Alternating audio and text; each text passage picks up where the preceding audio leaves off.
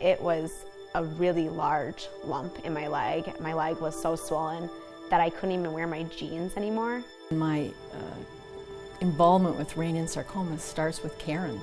I was her radiation oncologist. The involvement of the researchers and physicians, they are such strong supporters of the work that we are doing. Rein In Sarcoma has been a blessing for me.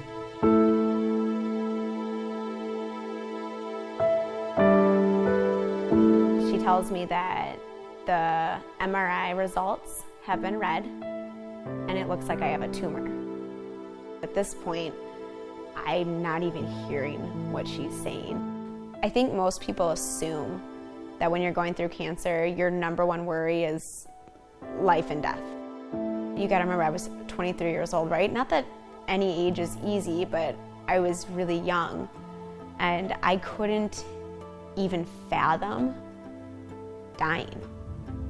I found out on my birthday in 2012 that I had cancer. When they were taking out my bladder cancer, they discovered I had prostate cancer. Then the next year I had sarcoma. Then 3 years later I had a recurrence. Then a couple months later I had another recurrence. Yeah, that's about 6 or 7 instances that I've had to fight through the bad news, if you will. I think one of the key elements of Rein In Sarcoma is raising awareness.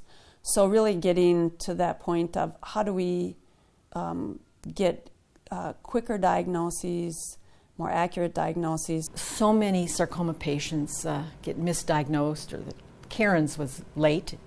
They thought she had something else for a long time. The University of Minnesota trains about 75% of all the doctors in Minnesota. So if you get into the medical school, maybe you can change that. And it turns out that when we looked into it, there wasn't a single sarcoma lecture in medical school. The idea was, let's get some students, give them a little scholarship, let's have them talk it up, we'll get more people at this. And then maybe they could do projects, talk at tumor boards, and get the word out about how tricky sarcoma is to diagnose. And it's grown from there. I really like that connection between the medical people at Mayo, the University of Minnesota, and at children's hospitals. I think that just tells you that they think it's important. Rein In Sarcoma is an important organization to them. I got involved on the Patient and Family Support Committee.